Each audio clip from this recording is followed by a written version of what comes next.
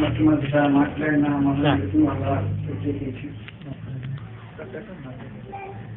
వాస్తవానికి ఏంటంటే నేను ఈ మధ్యలో ఏం మాట్లాడాలో తెలియని నాకు వెలుగు వెలిగించింది ఆయన.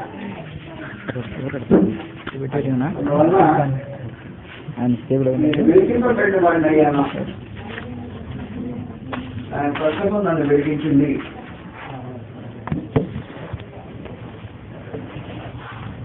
రెండో ఆయన్ని వెలిగించలేదని కాదు దాని అర్థం. రెండో ఆయన దాని గురించి చెప్పేటప్పుడు రెండో ఆయన గురించి మాట్లాడతా.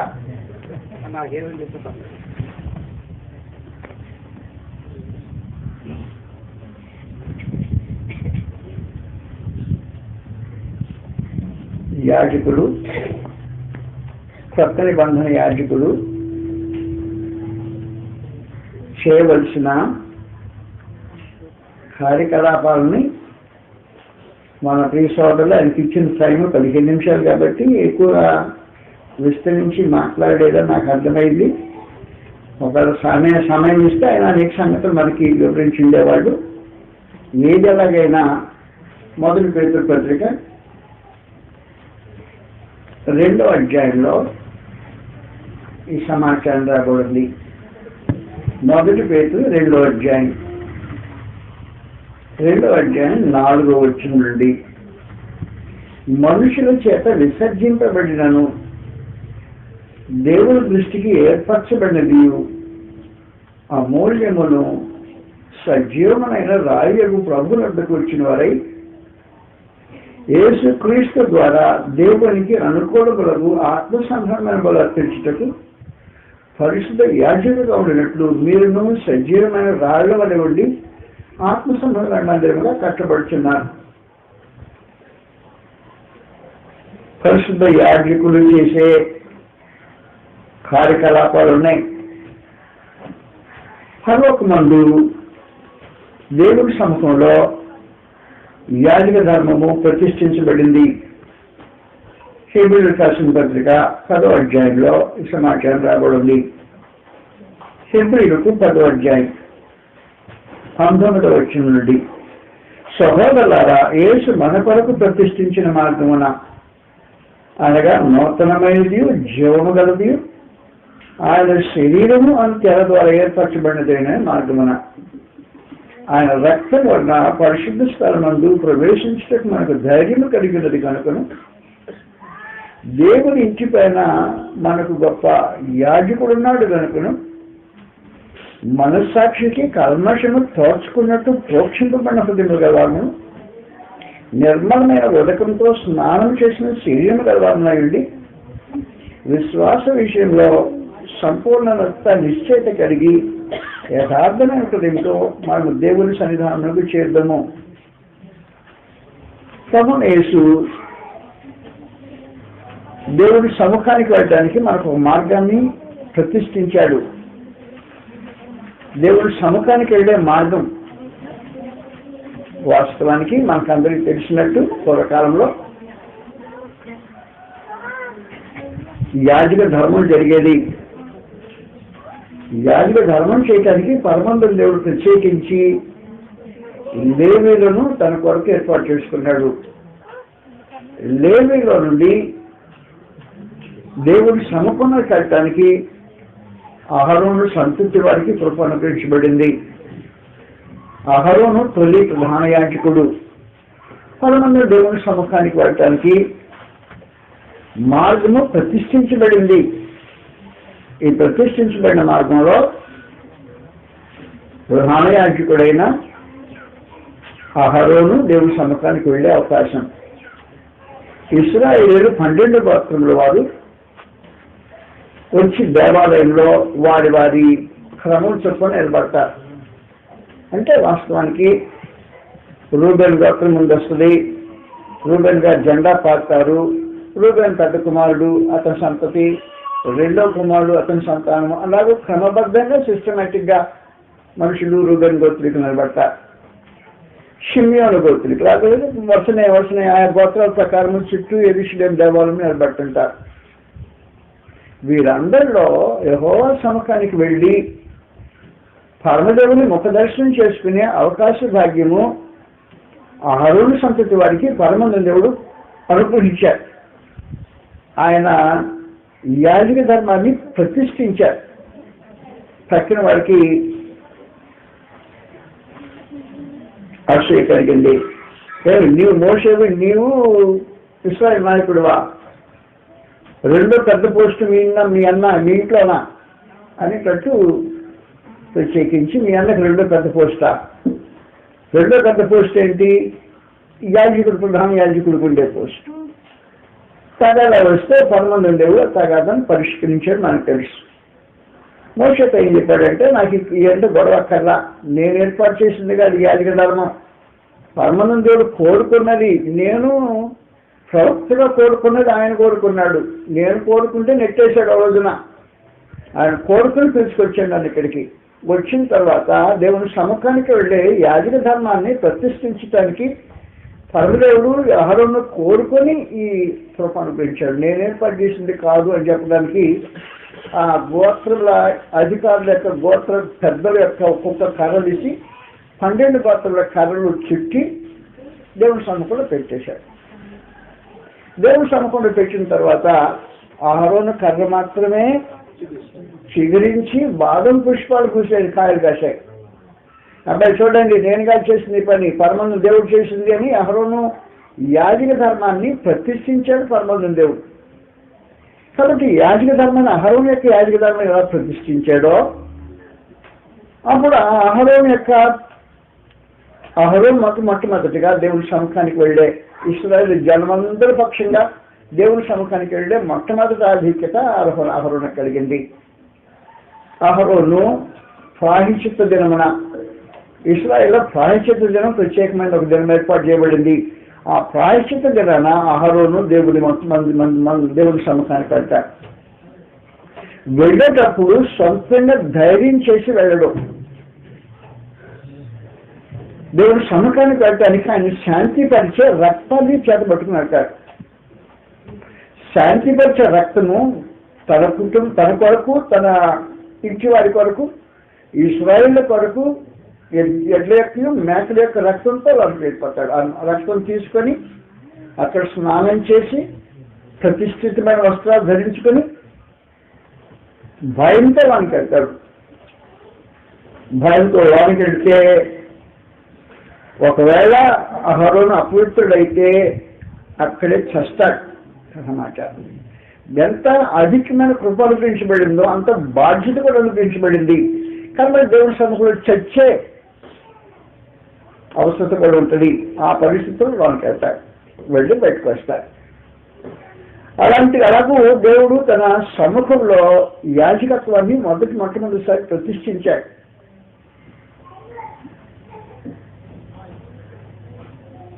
రెండోసారి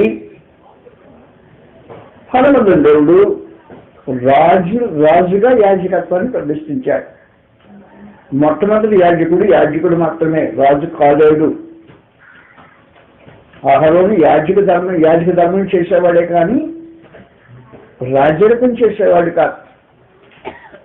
అందువల్ల యాజక ధర్మం చేసిన దాన్ని ప్రతిష్ఠించిన అయిపోయిన తర్వాత పరమందుని దేవుడు చాలా కాలానికి క్రీస్తు యేసునందు మెల్కీసెదెకు క్రమం చొప్పున రాజుని యాజకుడు ఏర్పాటు చేసుకొని, అది భూమి మీద వెళ్ళే దేవాలయంలో కాదు, దేవుని సముఖానికి నేరుగా వెళ్ళే ఈ భూమి మీద ఉన్న ఈ దేవాలయంలో దేవుని ప్రసన్నత మాత్రమే ఉంటుంది.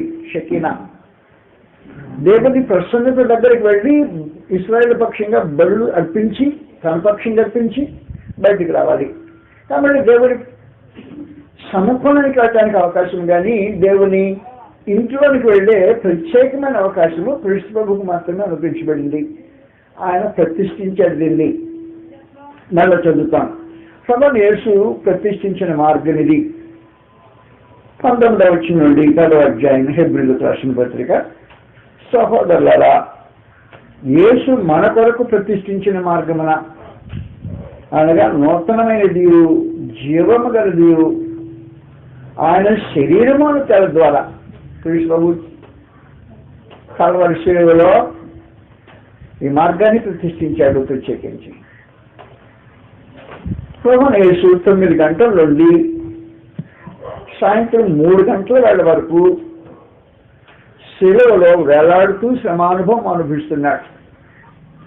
మానవ జాతి పక్షమైన పాపకులకు రావాల్సిన ప్రాయశ్చిత్తాన్ని తన రక్తంలో చెల్లిస్తున్నాడు.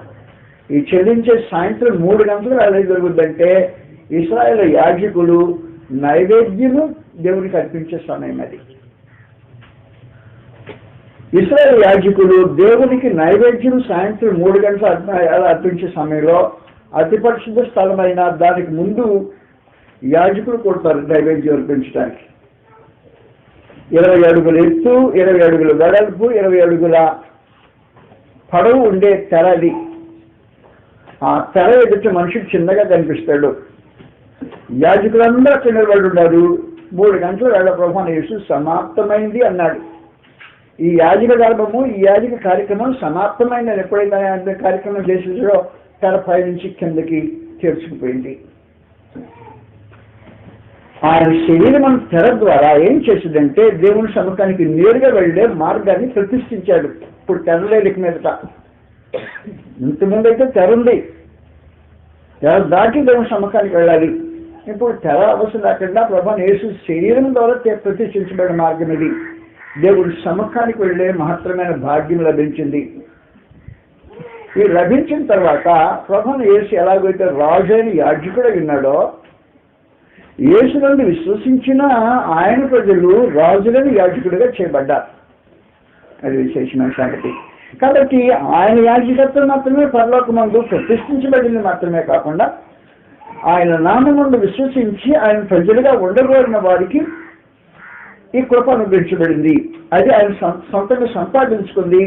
ఇది ఆయన తన ప్రజలకు ఆపాదించింది, అనుగ్రహించింది వాస్తవమైందే. నీ యాజకత్వం వాస్తవమైన యాజకత్వం. కాబట్టి మొదటి పేతురు పత్రిక మనకు తెలిసినట్టుగా 2వ అధ్యాయంలో మనం వెళ్ళి ఈ సమాచారం ఆలోచన చేస్తాం. మొదటి పత్రిక 2వ అధ్యాయం.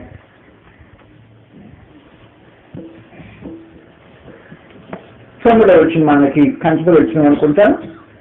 మీరు చీకట్లో నుండి ఆశ్చర్యకరమైన తన వెలుగులోనికి మిమ్మల్ని పిలిచిన వారి గుణాతిశయములు ప్రచురణ చేయనిమిత్తము ఏర్పరచబడిన వంశం. ఏ వంశం ఇది? ఏ వంశం? దేవవంశం, మానవ వంశం కాదది. ఏర్పరచబడిన ఈ వంశము దేవవంశం, ఏర్పరచబడిన వంశం. చీకట్లో నుంచి ఎవరైతే, చీకటి పాపమునికి సూచన, వెలుగు నీతికి సూచన. చీకట్లో నుంచి, పాపంలో నుండి ఆశ్చర్యకరమైన తన వెలుగులోనికి, దేవుని యొక్క నీతిలోనికి వచ్చిన వారు ఈ గుణాంశం ప్రచురణ చేయడానికి ఏర్పాటు చేయబడిన వంశం. కాబట్టి యాజకత్వం ఒకటి ప్రతిష్ఠించబడింది. యాజకత్వం ప్రతిష్ఠించబడినప్పుడు పాపమనే చీకట్లో ఉండే మనుషులు సువార్త ద్వారా పిలువబడినప్పుడు పాపాన్ని విడిచిపెట్టి ఆశ్చర్యమైన దేవుని వెలుగులోనికి, దేవుని నీతిలోనికి ప్రవేశించిన వారు ఈ యాజకులుగా ప్రతిష్ఠించబడ్డారు. ఈ ప్రతిష్ఠించబడ్డ ప్రతివాడు దేవవంశీయుడు. దేవవంశీయులు యాజకులుగా ప్రతిష్ఠించబడ్డారు. ఆశ్చర్యకరమైన తన వెలుగులోనికి మిమ్మల్ని పిలిచిన వారి గుణాశ్రయం ప్రచురణ చేయడం ఏర్పరచలేని వంశమును, రాజులైన యాజక సమూహాన్ని. ప్రత్యేకమైన సంగతి, కేవలం యాజకులు మాత్రమే కాదు, వారి రాజులు కూడా. రాజులైన యాజక సమూహమును, పరిశుద్ధమైన జనమును, దేవుని సొత్తైన ప్రజలు అయినారు. మీరు ఒకప్పుడు ప్రజగా ఉండగా ఇప్పుడు దేవుని ప్రజ అయితిరి. ఒకప్పుడు కనికరింపబడక ఇప్పుడు కనికరింపబడిన వారు అయితిరి. అలాంటి మహా గొప్ప ఈ యాజక ధర్మం ప్రతిష్ఠించిన తర్వాత 2వ అధ్యాయంలో ఉన్న 4వ వచనం చదువుతారు. ఇప్పుడు మళ్ళా మొదటి చదివిన వచనమే. మనుషుల చేత విసర్జింపబడినవాడు క్రీస్తు ప్రభు.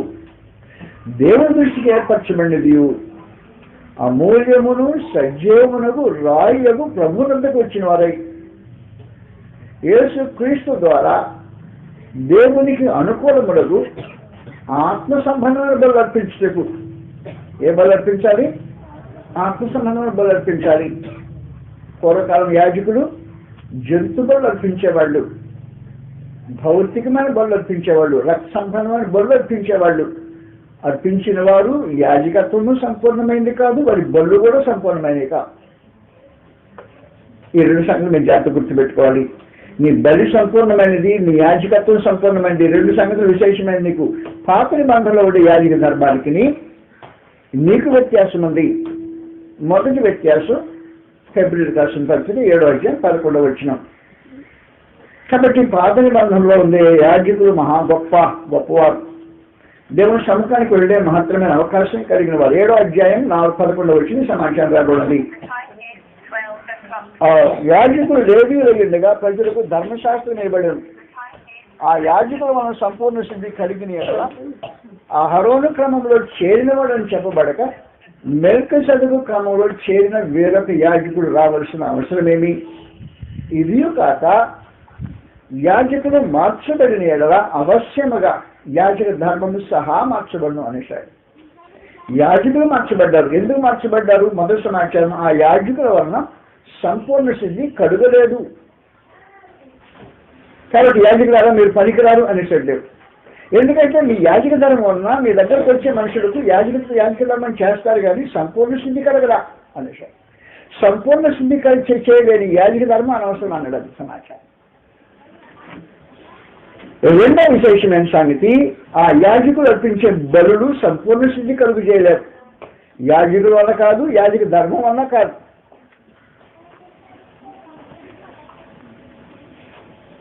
ఫిబ్రవరి రాసిన పత్రిక 10వ అధ్యాయం.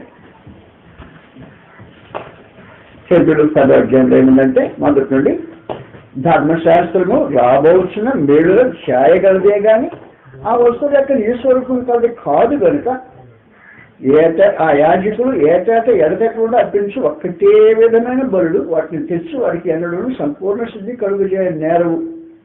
బలులు కూడా సంపూర్ణ శుద్ధి కలుగు చేయనారు. యాజక ధర్మం సంపూర్ణ శుద్ధి కలుగు చేయదు, బలు సంపూర్ణ శుద్ధి కలుగు చేయనారు. అందువల్ల పరమానంద దేవుడు ఏమన్నా ఏం చేసిందంటే క్రీస్తు యేసునందు అహరోను క్రమంలో చేరినవాడు అని చెప్పబడక మెల్కీసెదెకు క్రమంలో వేరొక యాజకుడిని ప్రతిష్ఠించాడు. ఆ యాజకుడు ప్రతిష్ఠించిన తర్వాత ఆ యాజకుడు ఏం చేశాడంటే తన రక్తంలో కొన్న మనుషులను యాజకుడిగా ప్రతిష్ఠించాడు. క్రీస్తు ప్రభు రక్తం చేత ఎవరు కొనబడ్డారో వారు కూడా క్రీస్తు ప్రభుతో పాటు కలిసిన రాజును యాజకుడిగా ప్రతిష్ఠించబడ్డారు. ప్రకటన గ్రంథం 5వ అధ్యాయం. ప్రకటన 5వ అధ్యాయం సమాచారం రాబడింది. ఆ పెద్దలు నీవు ఆ గ్రంథం తీసుకొని దాన్ని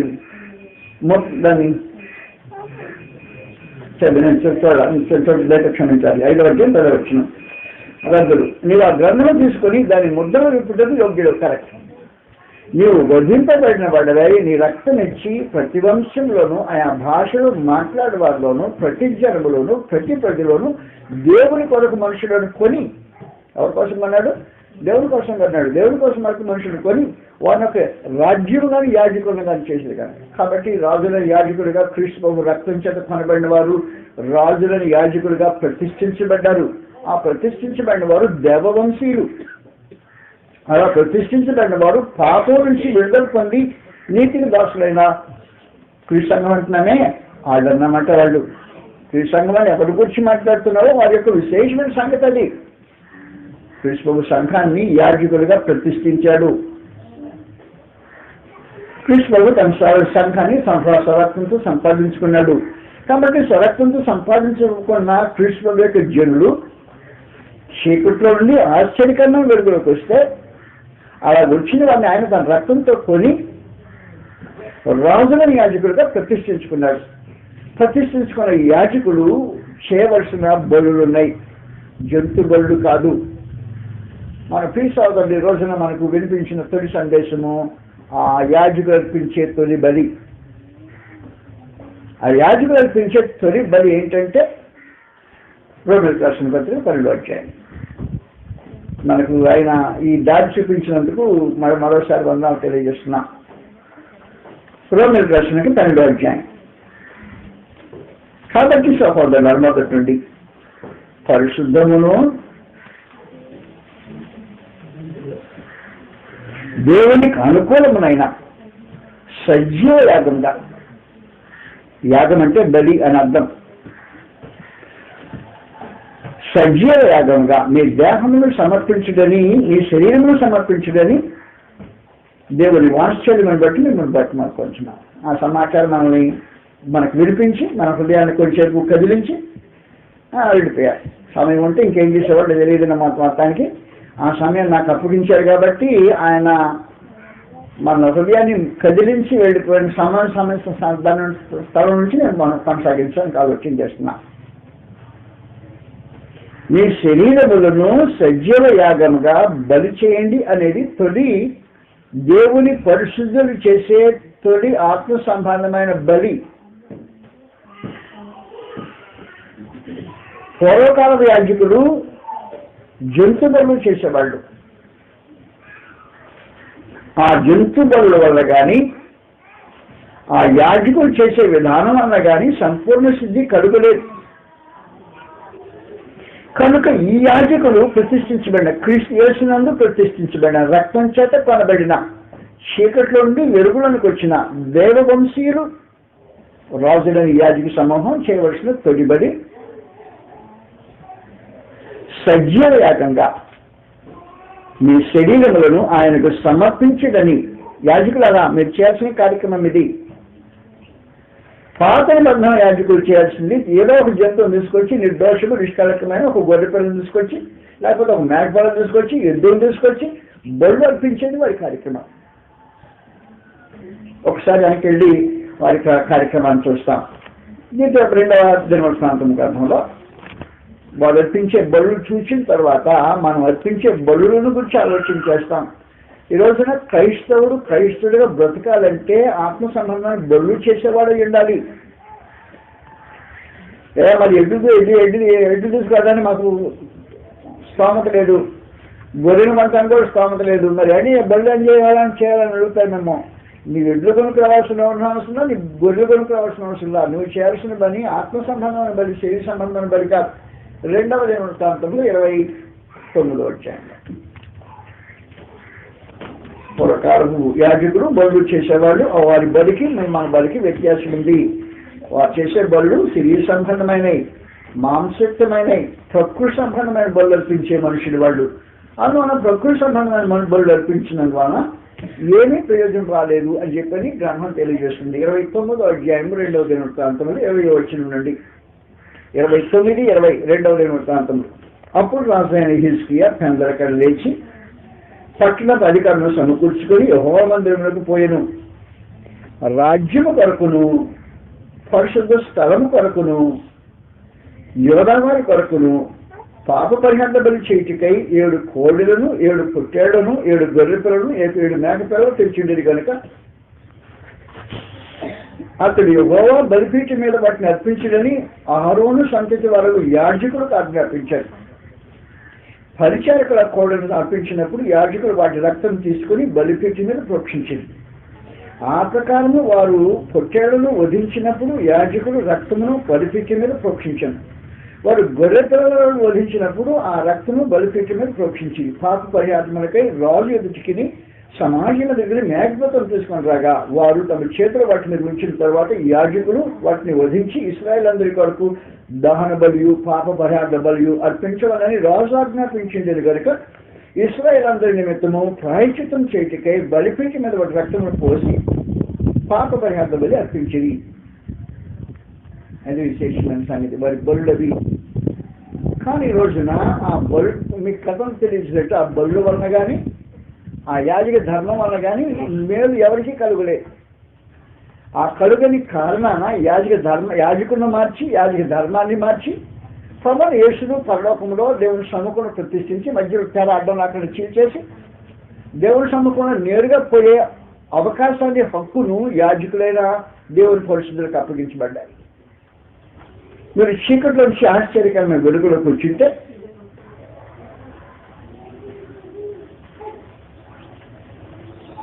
ఈ యాజకుడుగా వచ్చిన వీడు కృష్ణుడు తన రక్తంతో కొని యాజకుడుగా రాజుగా ప్రతిష్ఠించాడు. ఈ యాజకుడు అర్పించవలసిన బలి తొలి బలి తమ శరీరమును సజీవయాగంగా సమర్పించటం.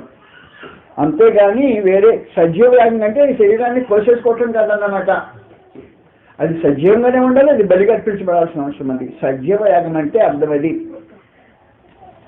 చంపకుండా చావకుండా చంపేయాలా, చావకుండా చంపేయాల్సిన అవసరం ఉంది. సజీవయాగం అంటే జరిగే కార్యక్రమం. అక్కడైతే బలి ఖచ్చితంగా గొర్రెను నరికేసేస్తారు, అంటే సమాచారం చచ్చిపోతుంది ఆ బలి. ఇది చావకుండా చంపే బలి. అందువల్ల సజీవయాగపు బలి చావకుండా చంపే కార్యక్రమం ఒకటి ఉంది. యాజకుడా నువ్వు పని చేస్తున్నావు లేదో నాకు తెలియలా, చేయకపోతే నువ్వు క్రైస్తవుడు అనడానికి అవకాశం ఉండదు. ప్రతి క్రైస్తవుడు యాజకుడిగా ప్రతిష్ఠించబడిన దేవవంశీయుడిగా స్త్రీ పురుషులైన భేదం లేకుండా ఆడవాళ్ళు మా సంఘంలో మాట్లాడకూడదు, రైట్ మాట్లాడుకోండి మాకు వాస్తవమే, కానీ బలి అర్పించకూడదు అని చెప్పలా. ఈ బలులు చేయాల్సిందే.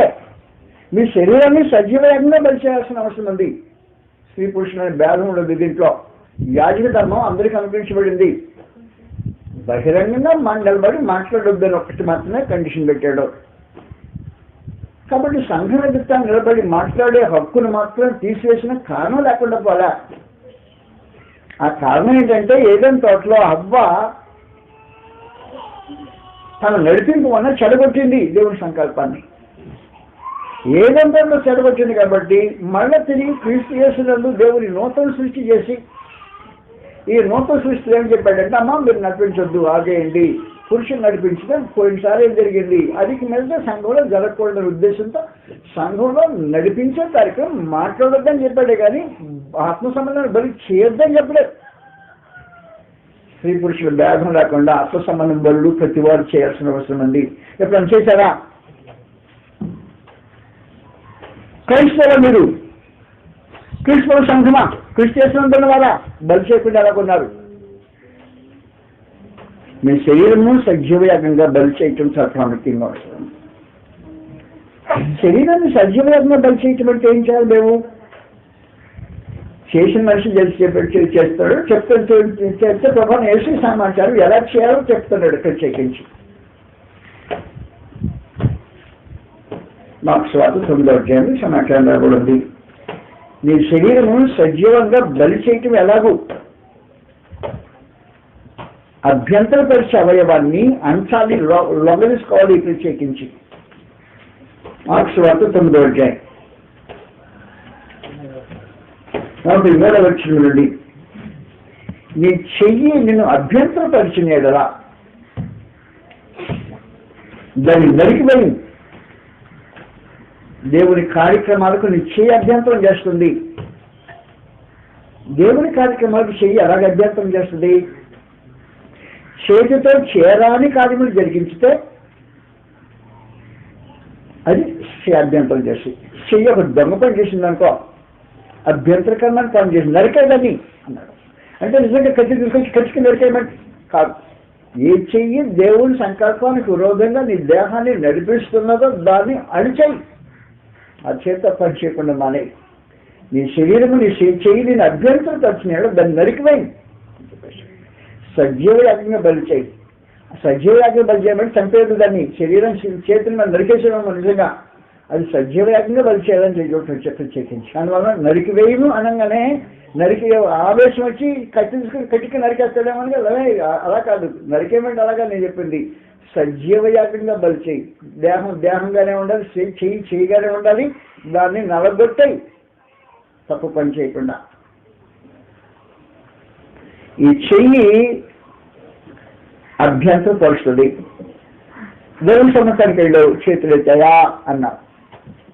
పరమం దేవుడు నీ చేతులు రక్తంతో అని ప్రార్థన చేద్దాం అన్నాడు. అంటున్నాడు చేతులు పవిత్రంగా ఉండాలి, అది అనుకున్న ప్రాముఖ్యమైన సంగతి. కాబట్టి శరీరము సజీవంగా బలి చేయమంటే చేతులు పవిత్రంగా ఉండాలి అనేది దేవుని సంకల్పంలో భాగపడింది. కాబట్టి మొదటి తిమోతి పత్రిక 2వ అధ్యాయంలో 8వ వచనం అందరికి తెలిసినట్టు, కావున ప్రతిష్టల మందును పురుషులు కోపమును సంశయం లేని వారై పవిత్రమైన చేతులు ఎత్తి ప్రార్థించాలని కోరుతున్నా. పవిత్రమైన చేతులు అంటే మలినమైన చేతులు కాదు.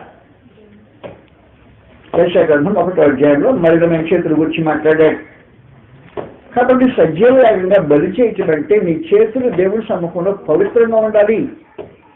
ఆ పవిత్రంగా ఉండకుండా ఏదైనా తప్పు దాన్ని పట్టుకోవటానికి ప్రయత్నం చేసింది చెయ్యి, నరికాయి అన్నాడు. అటువంటి చేయి ఉండకూడదు. అంటే నరికేయమంటే కోపం వచ్చి కత్తి తీసుకొని కోయొద్దు. సజీవయాగం నుంచి బలి చేయమన్నాడు. ప్రత్యేకించి దాన్ని బ్రతికే ఉంచాలి, దాన్ని లోపరచాలి అనేది ప్రత్యేకమైన సంగతి. స్త్రీలు చేయాల్సిన పని, పురుషులు చేయాల్సిన పని, యాజకులు అందరూ చేయాల్సిన కార్యక్రమం ఇది మాట్లాడటంతో సంబంధించింది కాదు.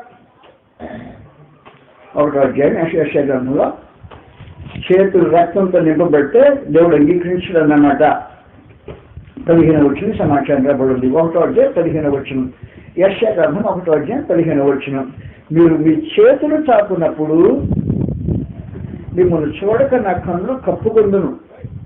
మీరు బహుగా ప్రార్థన చేసినను నేను వినను. మీ చేతులు రక్తముతో నిండి ఉన్నవి. మిమ్మల్ని కడుగుకొని శుద్ధి చేసుకోండి అని చెప్పాడు. మీ దుష్క్రియలను నాకు కనబడకుండా వాటిని తొలగించండి. చేతులతో చేసే దుష్క్రియలు లేకుండా చూడండి యాజకులారా. ఇప్పుడు దేవుని యాజకులు చేసిన ఈ పరిశుద్ధమైన యాజకులు చేసిన కార్యక్రమాన్ని చేతులు పవిత్రంగా ఉంచుకోవాలి.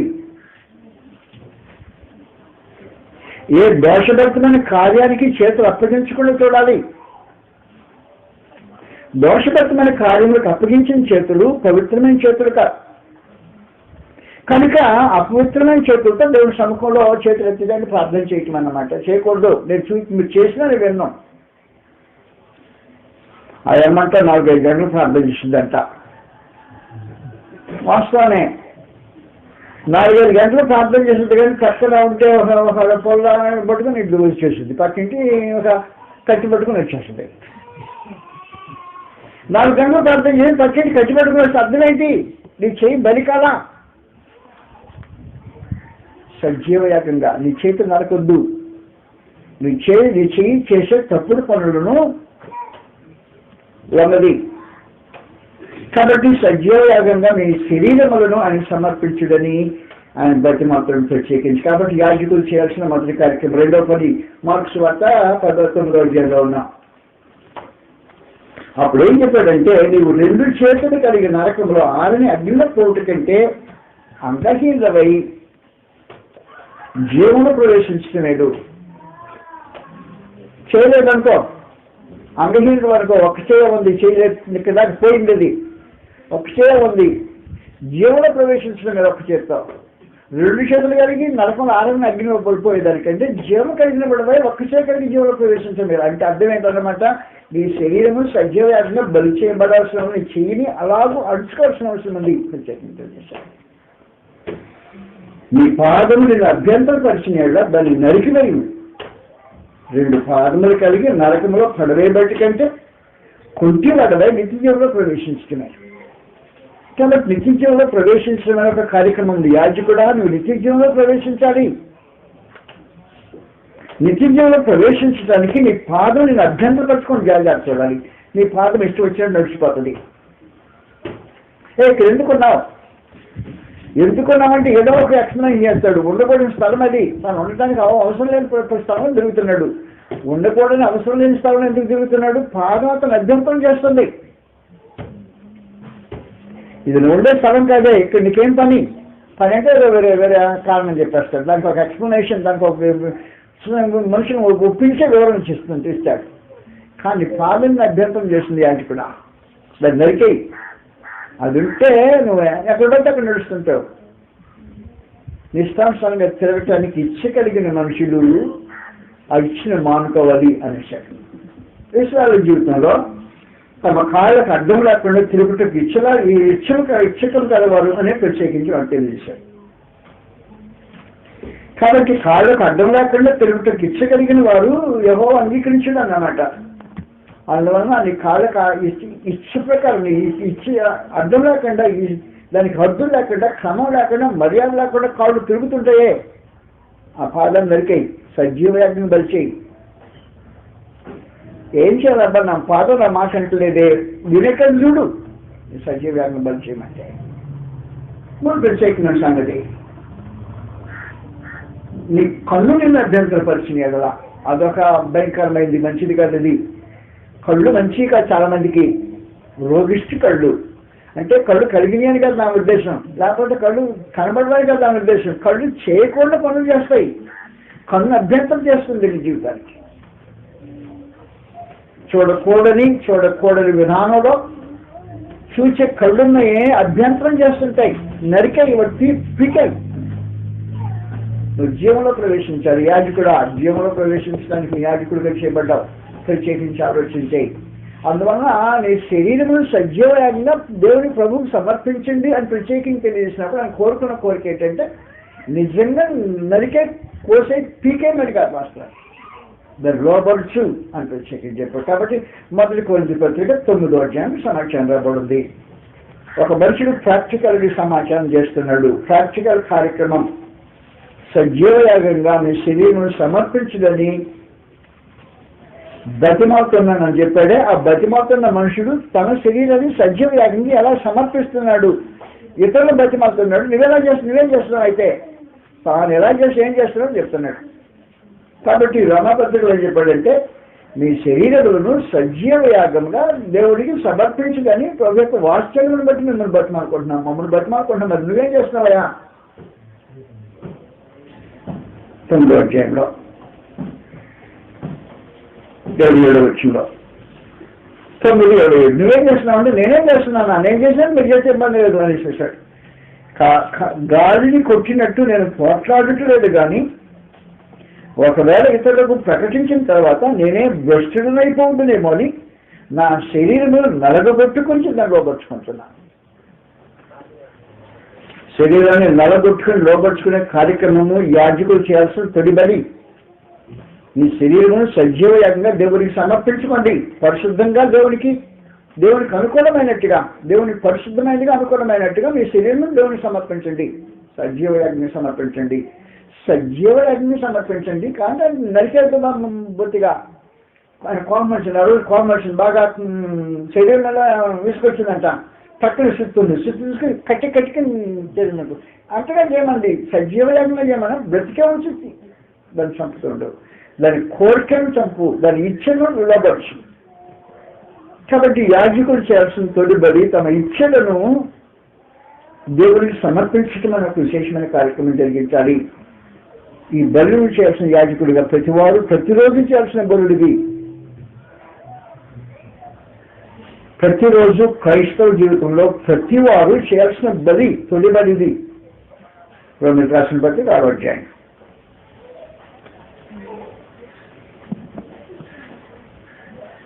10వ వచనం నుండి. అందువలన సజీవ యాగముగా మీ శరీరములను ఆయనకు సమర్పించుడని మిమ్మల్ని బతిమాలుకుంటున్నానని చెప్పేశాడు. బతిమాలుకున్నవాడు కూడా బలి చేస్తున్నాడు. చైత్ర మానేతారే మానేలా 6వ అధ్యాయం 10వ వచనం. అనగా ఆయన క్రీస్తు ప్రభు చనిపోవచ్చుడుగా పాపం విషయమై ఒక్కసారి చనిపోయారు, కానీ ఆయన జీవించిన చూడగా దేవుని విషయమై జీవించినాడు. అటువల్ల మీరును పాపం విషయమై మృతులుగాను దేవుని విషయమై యేసు క్రీస్తునందు సజీవులుగాను మిమ్మల్ని మీరే ఎంచుకోండి. కాబట్టి శరీర దురాశనకు లోబడినట్టుగా సావునకు లోనైన మీ శరీరమందు పాపమును ఏలనీయకుడి సమాచారం. ఈ శరీరంలో పాపం ఏలుబడి చేయకూడదు. పాపం ఏలుబడి చేసిందంటే నీవు బానిసవు, పాపం నీ మీద రాజు, నువ్వు రాజులోని యాజకుడు కాదు. కాబట్టి రాజులోని యాజకుడు యొక్క విశేషమైన సంగతిలో యాజక ధర్మం జరిగించడం మాత్రమే కాకుండా రాజులుగా ఉండి యాజక ధర్మం జరిగించాలా. రాజులుగా ఉండి యాజక ధర్మం జరిగించాలంటే పాపమే నీ దేహం మీద ఏలుబడి చేసింది అనుకో, మనకి మీకు అర్థం తెలియకపోవచ్చు. నేను మళ్ళా ఆ పాత ఉదాహరణ చెప్పాను అనుకో, అప్పుడు ఎరుగుద్ది. పాత ఉదాహరణ, పంది ఉదాహరణ.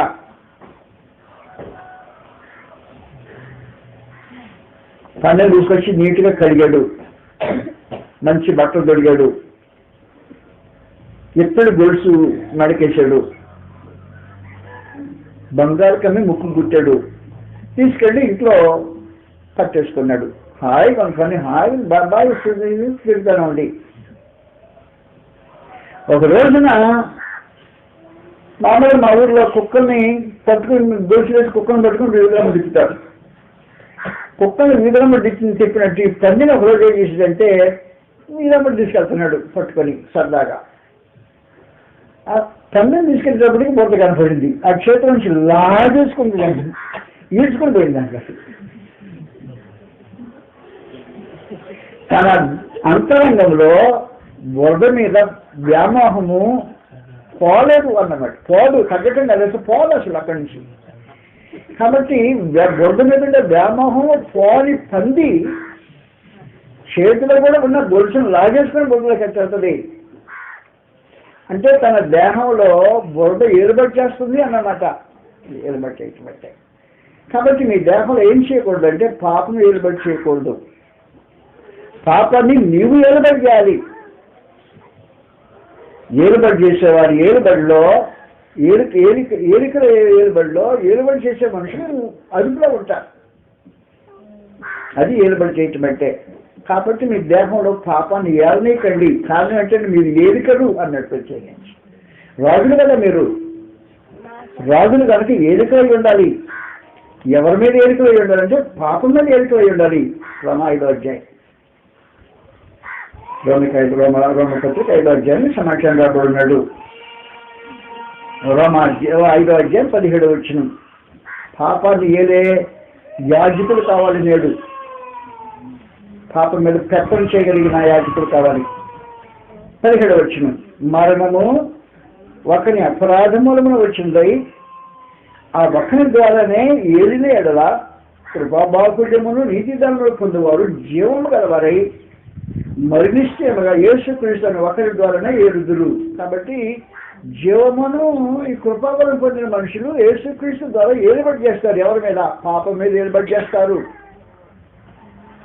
ఈ పాపం మీద ఏలుబడి చేస్తున్న రాజులని యాజక సమూహం కనుక ఈ రాజులు ఎవరి మీద ఏలుబడి చేస్తుంటారంటే పాపం మీద ఏలుబడి చేస్తారు. పాపం మీద ప్రభుత్వం పట్టారు. పాపం మీద ఏలుబడి చేస్తారంటే పాపం వారి అదుపులో ఉంటుంది. ఈ యాజకులు పాపం అదుపులో ఉంచుకుని దేవుడికి తన శరీరాన్ని సజీవ యాగంగా బలి చేస్తుంటారు. సజీవ యాగంగా శరీరం సమర్పించింది అని దేవుడి వాత్సల్యం ఒకటి మేము బతిమాలు కొడుతున్నాం. ప్రత్యేకించి అది తెలియజేసిన సమాచారం అది. కాబట్టి ఏం చేయకూడదంటే మీ దేహంలో పాపము ఏలుబడి చేయకూడదు. పాపపు ఏలుబడి ఎలా ఉంటుందో ఒక ఉదాహరణ చూపిస్తాను మీకు గ్రంథంలో. పాపపు ఏలుబడి ఎలా ఉంటుందంటే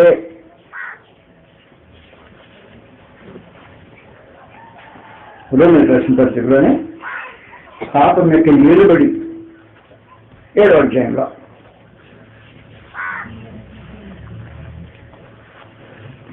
రోమన్లకు 7వ అధ్యాయంలో పాపం యొక్క ఏలుబడి రూపం ఇలా కనిపిస్తుంటుంది. 14వ వచనం నుండి. ధర్మశాస్త్రము ఆత్మ సంబంధమైనదని ఎరుగుదును, అయితే నేను పాపమునకు అమ్మబడి శరీర సంబంధమై ఉన్నాను. అనగా నేను చేయనది నేను ఎరుగను. ఎందుకు తెలియదు నీకు? నీకు చేసేది నీకు తెలియదా? నేను చేయనది నేను ఎరుగను. మేరల్ని చేయవనని కోరిక నాకు కలుగుతున్నది, కానీ దాన్ని చేయటకు నాకు కలుగుట్లేదు. నేను చేయబోని మేలు చేయగోరని కీడు చేయుచున్నాను. నేను కోరిన దాన్ని చేసిన ఎడల దాన్ని చేయనది నా యందు నివసించే పాపమే కానీ మీద నేను కాదు. మేలు చేయాలని ఆలోచన ఉంది, మేలు చేయడానికి కుదరట్లా. కీడు చేయకూడదని మంచి తీర్మానం ఉంది మనిషికి, తక్కువ చేసేస్తున్నాడు. కీడు చేయకూడదని ఆలోచనతో కీడు ఎందుకు చేస్తున్నాడంటే అతని జీవితంలో పాపం ఏలుబడి చేస్తుంది. అది కథ.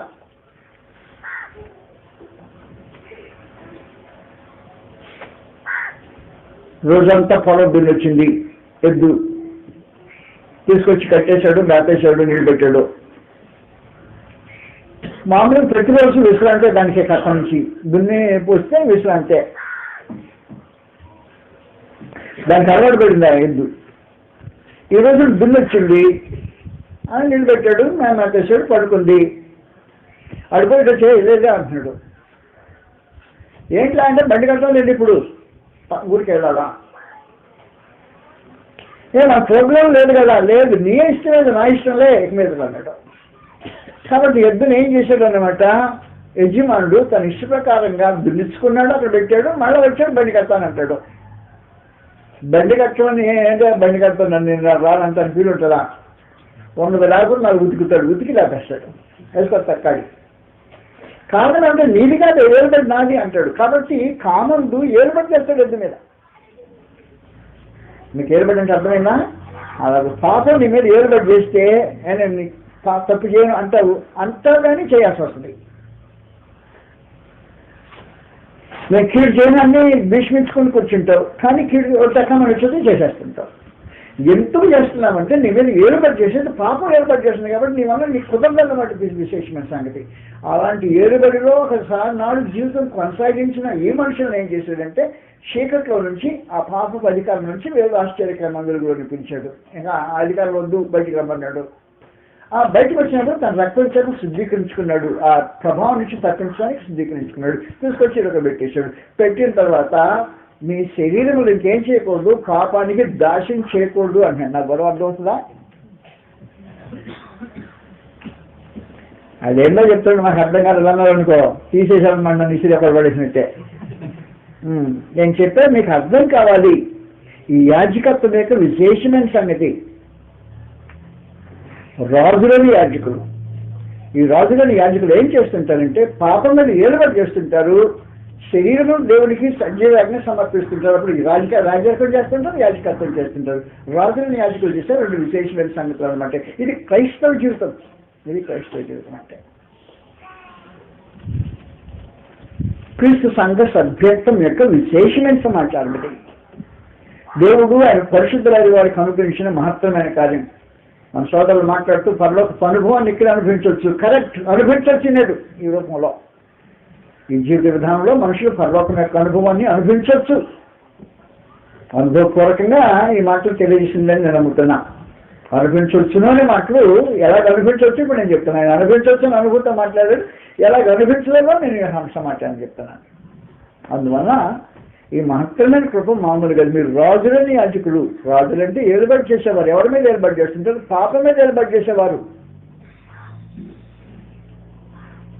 పాపం మీద ఏలుబడి చేసే రాజులై, శరీరం సజీవ యాజ్ఞ సమర్పించి యాజకులై, రాజుల యాజకులై కార్యక్రమం కొనసాగిస్తారు. విశేషమైన సంగతి.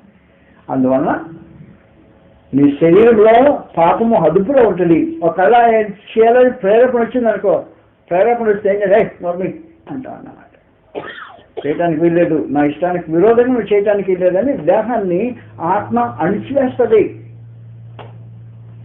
ఆత్మ దేహాన్ని అణిచివేయగలిగిన ఆ సామర్థ్యాన్ని యాజకత్వం అంటారు ప్రత్యేకించి.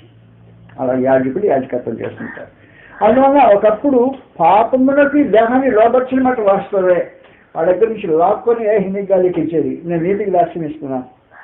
ఈ యాజకులు తమ దేహాన్ని నీతికి దాస్యం చేస్తుంటారు. నీతికి దాస్యం చేస్తుంటారంటే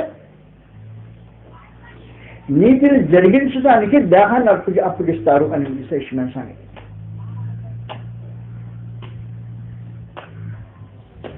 నీతికి దేహాన్ని అప్పగించడంలో పెద్ద చిన్న ఉండదు, గొప్పలు తక్కువ భావన ఉండదు. ఎందుకంటే వాస్తవానికి మత్తయి సువార్త 3వ అధ్యాయంలో ప్రభువుని యేసు సమాచారం దాటికి తెలియజేశారు. మత్తయి సువార్త 3వ అధ్యాయం ఏం జరిగిందంటే 13వ వచనం నుండి ప్రభువుని యేసు యోహాను చేత బాప్తిస్మం పొందటానికి గలిలయలో నుండి యోర్దాన్లో ఉండే యోహాను దగ్గరకు వచ్చాడు. వచ్చింది ఎవరు? ప్రభువుని యేసు. ఎవరి దగ్గరికి? యోహాను దగ్గరికి.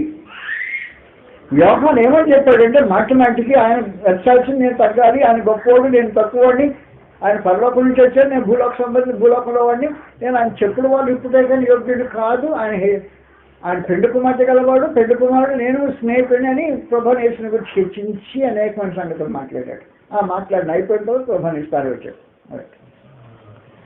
బాప్తిసం పొందడానికి పెద్ద ఆయన చిన్న ఆయన దగ్గరకు వచ్చాడు. శరీరాన్ని సజీవాన్ని సమర్పించడం పెద్ద చిన్నలో డాక్టర్ సునీల్లో యోహాను ఉన్నాడు. యోహాను దగ్గరకు వచ్చాడు. వస్తే అంటున్నాడు, అయ్యా ఇదేంటి బాబు నువ్వు నా దగ్గరికి వచ్చావు, నేను నీ చేత బాప్తిసం పొందాను, నువ్వు నా దగ్గరకు వచ్చావా?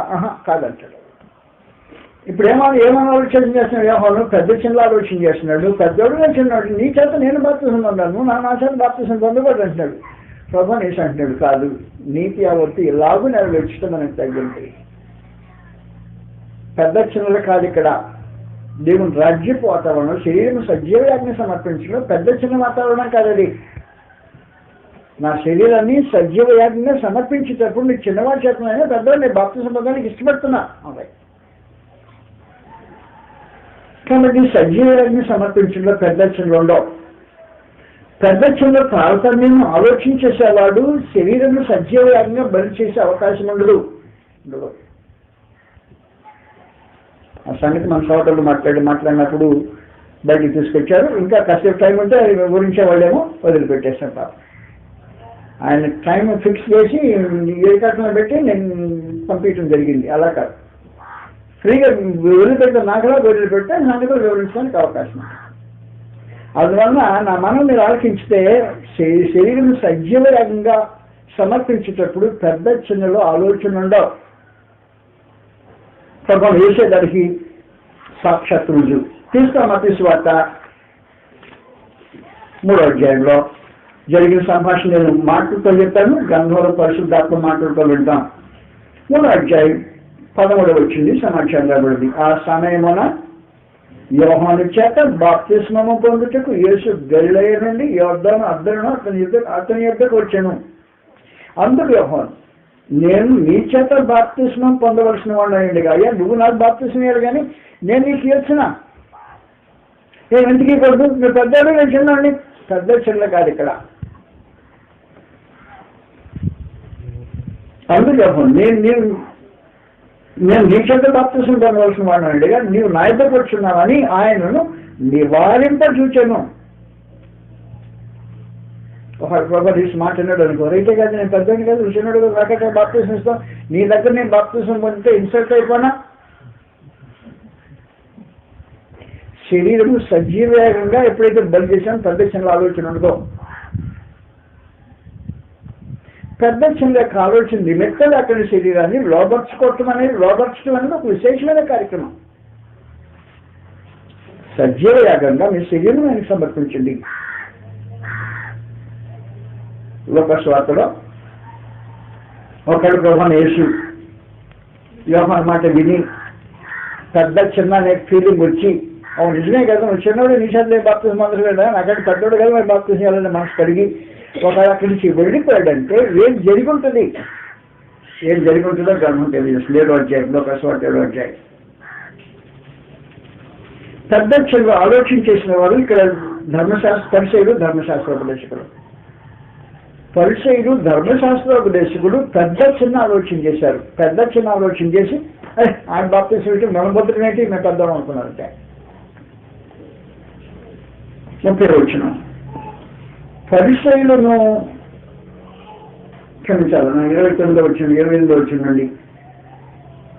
స్త్రీలు కన్నా వారిలో యోహాను కంటే గొప్పవాడు ఎవరినో లేడు, ఆయనను దేవుని రాజ్యంలో అల్పుడని బట్టి అతని కంటే గొప్పవాడని మీతో చెప్తున్నాను. ప్రజలందరూ శంకరుడు యోహాను బోధ విని అతడిచ్చిన బాప్తిస్మం పొందిన వారై దేవుడు న్యాయవంతుడని ఒప్పుకుంది. కానీ పరిసయ్యులను ధర్మశాస్త్రోపదేశకులను అతని చేత బాప్తిస్మం పొందనొల్లక తమ విషయమైన దేవుని సంకల్పము నిరాకరించిరి అని అంటున్నారు. నేను పెద్దమ్మా నువ్వు బాప్తిసం ఇస్తే నేను బాప్తిసం అనుకున్నా, కుదరదు. కాబట్టి పరిసయ్యులు కాదు, శంకరులు పాపులు వచ్చి ఆయన బోధ విని బాప్తిసం పడ్డారు. ఎందుకంటే నేను చిన్నవాళ్ళు అనుకుని బాప్తిసం పడ్డారు. ధర్మశాస్త్రోపదేశకులు పరిసయ్యులు అనుకుంటున్నారంటే ఏంటి వాడు బాప్తిసం మనకి మనగారు అనుకుంటున్నారు అని బాప్తిసం పొందకపోఉండటం వల్ల ఏం జరిగింది? తమ విషయం దేవుడి సంకల్పం నిరాకరించి అన్నాడు. ప్రభువు యేసు పరిసయ్యులు ధర్మశాస్త్రోపదేశకులాగా ఉండదలుచుకోవటం ఉండలేదు. యోహాను అప్పటికీ చెప్పేసి, ఉదయం నువ్వు నీ దగ్గర బాప్తిసం పొందాలి, నువ్వు పెద్దోడు, నువ్వు ఇస్తే నేను పొందుతాను అంటే కాదు. నీతి యావత్తు ఎలాగో నెరవేర్చడం మనకు తగ్గింది అని ప్రభువుని యేసు తానే గొప్పవాడయ్యండి. బాప్తిస్మం ఇచ్చేవాడిని చేతుల్లో తను పెట్టుకుని అప్పగించుకున్నవాడై తన శరీరమును సజీవయాగంగా అన్నట్టు మనకు కనిపిస్తుంది. అందువలన గొప్ప తక్కువలు దేవుని రాజ్యంలో ఉండవు. గొప్ప తక్కువలు ఎంచడం అనేది దేవుని రాజ్య సంకల్పం, దేవుని రాజ్య సంబంధమైన కార్యక్రమాలు కావు. అందువల్ల దయతో నన్ను ఆలోచించింది, శరీరము సజీవంగా సమర్పించడం చాలా ప్రాముఖ్యంగా అవసరం. రోమిలకు 8వ అధ్యాయంలో అపోస్తలులు సజీవంగా శరీరం ఎలా సమర్పించారో గ్రంథం రాయబడింది. 36వ వచనం నుండి, రోమిలకు 8వ అధ్యాయం 36వ వచనం నుండి, ఇందుని గురించి రాయబడింది ఏమనగా, నిన్ను బట్టి దినమేళ మేము వధింపబడ్డవారు, వధకు సిద్ధమైన గొర్రెల వల్ల ఎంచబడ్డవారు. ప్రభువుని యేసుక్రీస్తు వారిని బట్టి దినమెల్ల వధింపబడినవారు. ఎవరు నడిచారు? పరిస్థితులు మమ్మల్ని నడుపుతున్నాయి. క్లిష్టతరమైన పరిస్థితుల్లో కూడా అపోస్తలులు తమ కార్యక్రమం కొనసాగిస్తున్నారు. దినమెల్లా ప్రభువుని యేసు నామం ఎత్తారనుకో అవమాన అపకీర్తి కలుగుతా ఉంది. కాబట్టి ప్రభువుని యేసు నామమును బట్టి మాట్లాడకూడదని, బోధించకూడదని ఖండితంగా ఆజ్ఞాపించిన మాటలు అనుసరించకుండా బోధించడం మొదలెట్టనుకో తన్ని జైల్లో వేసి వస్తుంటే అలాగండి దినమెల్లా నీ నిమిత్తం మాకు ఇబ్బందిగా ఉంది. వధింపబడిన గొర్రెల వలె ఉన్నాం. కాబట్టి దినమెల్లా వధింపబడిన గొర్రెలు అనే అనుభవం సజీవ యాగంగా తన దేహాన్ని సమర్పించిన అనుభవము అన్నమాట ప్రత్యేకించి. కాబట్టి మొత్తం యాజకులు చేయవలసిన తొలి బలి మనకు ఈ సోదరులు మనకు వినిపించినట్టు సజీవ యాగంగా మీ శరీరము దేవునికి సమర్పించండి అని ప్రాక్టికల్ వచ్చేసామనుకో. అపోస్తలుల కార్యములు 4వ అధ్యాయం ప్రాక్టికల్ చూస్తాం. సజీవ యాగంగా వాళ్ళ దేహాలు ఎలా సమర్పించారో గ్రంథం తేటగా మాట్లాడుతుంటది. మొట్టమొదటి 3వ అధ్యాయంలో అపోస్తలుల కార్యములు 3వ అధ్యాయం శరీరం సజీవంగా బలి చేయటం అనే విశేషమైన కార్యక్రమం ఇక్కడ జరుగుతూ ఉంది. ఏం జరిగిందంటే కథ మీకు తెలిసిందే, మళ్ళీ అంటున్నా. పేతురు యోహాను ఇద్దరు దేవాలయంలోకి వెళ్తున్నారు. యెరూషలేము దేవాలయంలో. దేవాలయానికి వెళ్ళేటప్పుడు ఆ దేవాలయం గేట్ దగ్గర కుంటివాడు అక్కడ కూర్చుంటున్నాడు.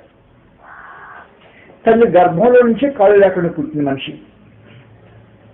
విచిత్రమైన జన్మ. 2 కాళ్ళు లేకుండా తల్లి గర్భం నుంచి బయటకు వచ్చేసాడు. కొంచెం వయసు వచ్చిన తర్వాత మరి ఈయన బతికించేది అలాగే ఆలోచించేస్తున్నాడు. ఏం చేశాడంటే తీసుకొచ్చి అడుక్కోవటానికి తీసుకొచ్చి దేవాలయం ముందు పెట్టేవాళ్ళు. దేవాలయం ముందు పెడితే వచ్చారు పోయేవాడిని అయ్యా అని భిక్షం అడుక్కునేవాళ్ళు. ఆ వచ్చిన భిక్షను తీసుకొని ఆ మనిషిని తీసుకెళ్ళి ఈ భిక్షంతో వాడిని పోషించుకుంటూ వారు అతన్ని వ్యాపార సాధనంగా వాడుకున్నారు. ఆ రోజు అలాగే జరిగినప్పుడు పేతురు యోహాను బయటకు లోనికి వచ్చేటప్పుడు ఇచ్చేయా అన్నాడు. పేతురు చెప్పేశాడు, వెండి బంగారం దగ్గర లేవు, నాకు కలిగింది ఇస్తున్నా అని చేయబట్టుకుని ప్రభువు యేసుక్రీస్తు నామమున పెట్టుకుని లేపేటప్పుడు మనిషి కాళ్ళు వచ్చేసినాయి ఆటోమేటిక్గా. జన్మలో లేని కాళ్ళు, తల్లి గర్భం ఇవ్వని కాళ్ళు అపోస్తలులు యేసుక్రీస్తు నామంలో ఇవ్వగలిగారు. కాళ్ళు నిండా వచ్చేసినాయి. మనుషులకి శీలమండలం బలపడిపోయింది, కండ్రం వచ్చేసింది, ఎముకలు పెరిగిపోయే సమయం అప్పటికప్పుడు లేచి నిలబడినాడు, లేచి నడిచి గంతులు వేస్తున్నాడు. కొత్త అనుభవం అతనికి జీవితంలో అద్భుతమైన అనుభవం. 40 సంవత్సరాల వయసు వాడు ఎన్నడూ నడిచేవాడు చూస్తూ తను ఏం ఫీల్ అయ్యేవాడు నాకు తెలియదు వాస్తవానికి. కాబట్టి ఇప్పుడు తక్కినవాడు నడిచే అనుభవం తనకు కలిగినప్పుడు ఆయన మహానందంతా గంతులు వేసి వాళ్ళు దాన్ని బట్టి నిలబడు. పేతురు యోహాను పట్టుకుని వాళ్ళ దగ్గర పట్టుకుని ఉండాడు. పట్టుకుని ఏం జరిగిందో చూద్దాం. అపోస్తలుల కార్యములు 3వ అధ్యాయం సమాచారం రాబడింది. 10వ వచ్చింది. వాడు పేతురు యోహాను పట్టుకొని ఉండగా ప్రజలందరూ విస్మయముంది. సొలొమోను మంటపంలో ఉన్న వారి యొక్క గుంపుగా పరిగెత్తి పేతురు దీన్ని చూచి ప్రజలు చెప్పారు, ప్రజలారా మీరు దీని విషయమే ఎందుకు ఆశ్చర్యపడుతున్నారు? మా సొంత శక్తి చేతులను భక్తి చేతులను నడువును వీరికి ఇచ్చినట్టు వీరికి బలం ఇచ్చినట్టు మీరెందుకు మాట్లాడుతూ చూస్తున్నారు? ఆ మాట్లాడటానికి తన దేహాన్ని సజీవంగా బలి చేయాల్సిన అవసరం ఉంది. శరీర సంబంధి ఎవడూ ఆ మాటలు పలకలేదు. శరీర సంబంధమైన మనసు ఏం చేస్తున్నాడు? ఏమనుకున్నారో మా భక్తి అంటే మా శక్తి ఏమనుకున్నా మన గురించి అని ప్రగల్గా కొట్టాల్సిన సమయం అది. మా దెబ్బ మీకు తెలియలా, మేము అపోస్తులం, మాకున్న శక్తి సామర్థ్యాలు మీకు అర్థం కాలేదు, పట్టుకుని వేస్తే వచ్చి కళ్ళు వచ్చేసినాయి అని గప్పాలు కొట్టాల్సిన శరీరం పులకించే ఆ సమయంలో ఆ శరీరాన్ని అణుచుకొని శరీర సంబంధమైన మనసును అడగచ్చి లేకుండా చేసి సహోదరులు ఏం మా దగ్గర పని భక్తున్నట్టు శక్తి ఉన్నట్టు మా దగ్గర చూస్తున్నారు అనగలిగిన స్థితి, వారి దేహాన్ని సజీవ యాగంగా సమర్పించిన స్థితి. అది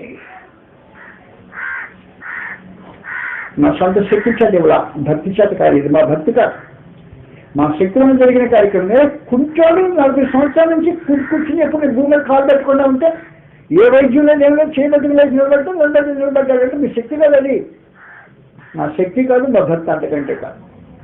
అనగలిగింది తమ శరీరాన్ని సజీవంగా బలి చేసినప్పుడు అలాంటి బలి చేయమని పరమాత్మ దేవుడు ఇప్పుడు మనుషులు ఈ యాజకుడికి ప్రత్యేకంగా ఆదేశం ఇవ్వబడుతుంది. అందువలన మనల్ని మనం ప్రకటించుకోవటమనే కార్యక్రమం కాదు ఇది.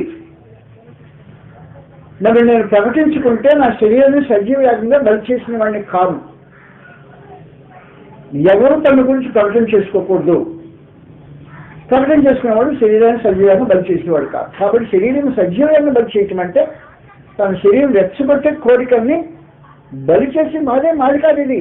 మా సొంత శక్తి అయినట్టు భక్తి అయినట్టు మాకేం మా వైపుగా చేరుస్తున్నారు, మేమేం చేసి అనుకున్నాం మా అనగలిగి కాదు.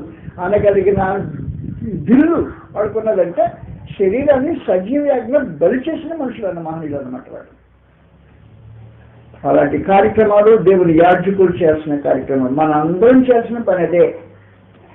మనలో ఎవరూ తన గురించి ప్రకటించుకోకూడదు, తన గొప్పతనాన్ని చాటుకోకూడదు, దాన్ని పోసుకొట్టకూడదు.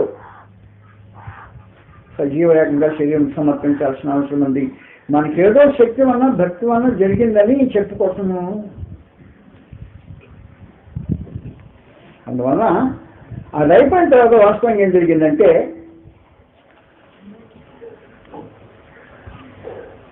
ఈ నామాన్ని బట్టి ప్రకటన చేయబడుతురా అన్నట్టు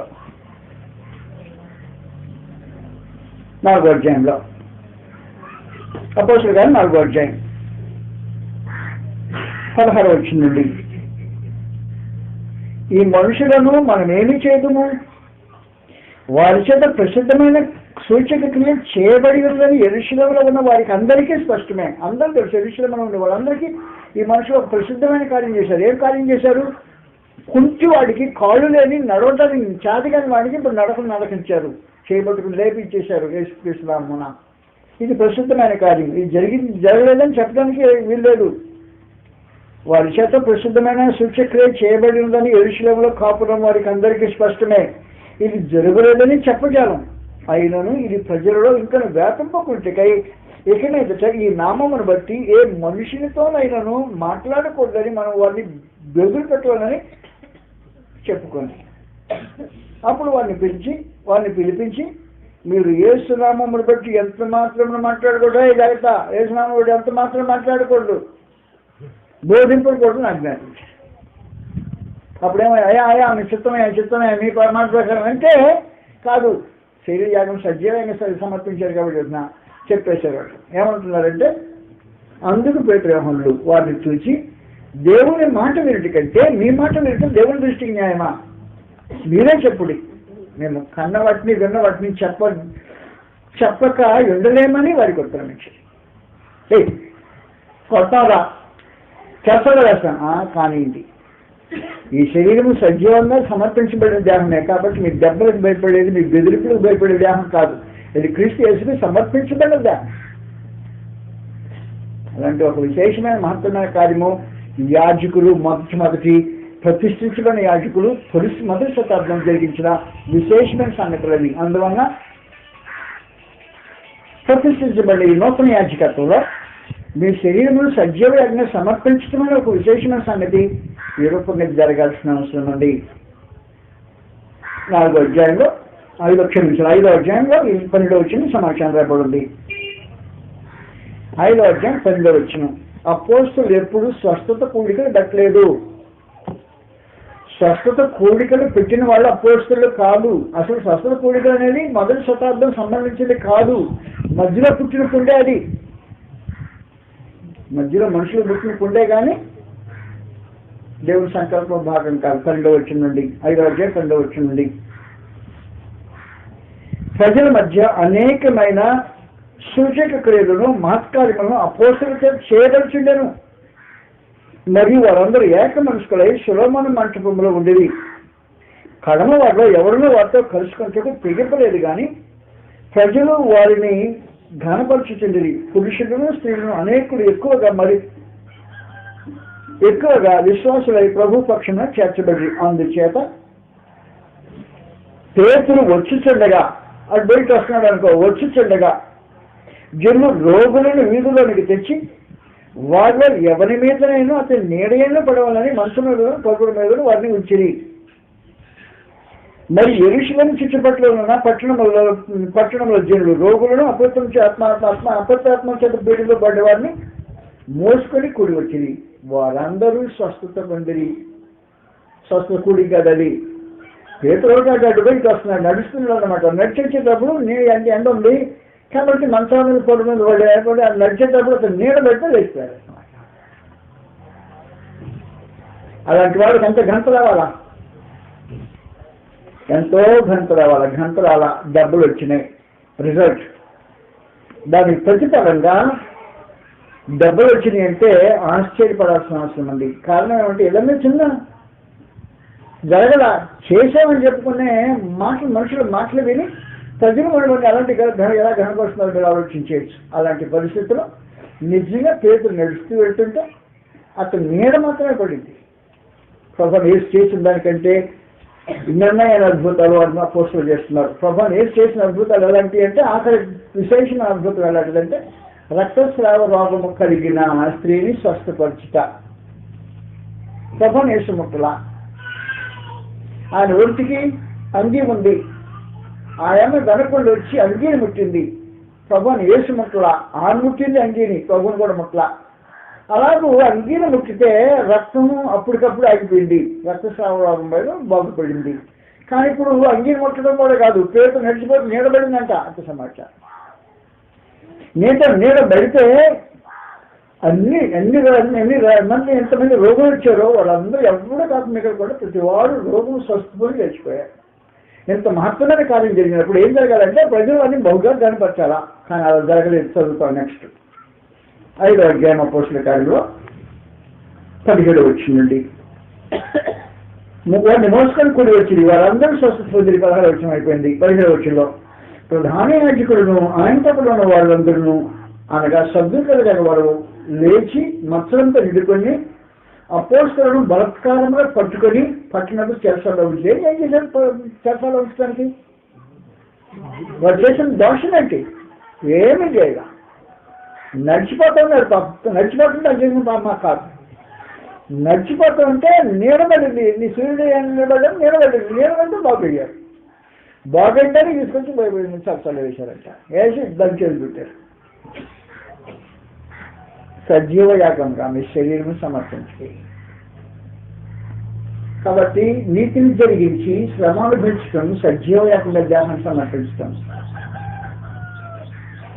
గొప్పవాడు తక్కువవాడు అనుకోకుండా దేవుని నియమానికి లోబట్టడం సజీవ యాగంగా దేహాన్ని సమర్పించడం. పాపం మీద ఏలుబడి చేస్తూ దేహాల్లో పాపం ఏలుబడి చేయకుండా జాగ్రత్తగా చూసుకోవటం సజీవ యాగంగా దేహాన్ని సమర్పించడం. ఒకవేళ నీ కన్ను అభ్యంతరపరిచితే ఈ అభ్యంతరపరిచే కన్నా అయితే నీ నాశనానికి కారణం అవుతుంది కనుక పెరికేమని చెప్పాడు.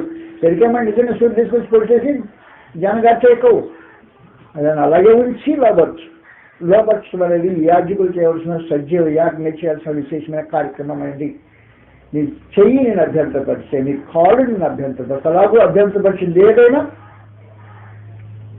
లోపరుచుకుని ఈ శరీరాన్ని దేవునికి సమర్పించి ఈ శరీరంతో ఇంతకుముందు పాపం చేసిన దేహంతో నీతిని జరిగించవలసిన ప్రత్యేకమైన అవసరత ఉంది. కాబట్టి యాజకులు చేయాల్సిన తొలి బలి మీకు ఇప్పుడు వివరించడం జరిగింది. మన సోదరులు ప్రారంభించి గొప్ప ప్రారంభాన్ని మనకి ఇచ్చారు. ఆయనకి మరోసారి నిండు వందలు సమర్పిస్తున్నాం. కాబట్టి శరీరం సజీవ యాగంగా బలి చేసి ఈ యాజక ధర్మం జరిగించాలని, అలాగే చేయకపోతే మన యాజకులు అవటానికి అవకాశం లేదని, క్రైస్తవుల బ్రతికి బ్రతించడానికి కూడా వీల్లేదని, క్రైస్తవులు చెప్పుకోవడానికి అవకాశం లేదని యేసుక్రీస్తు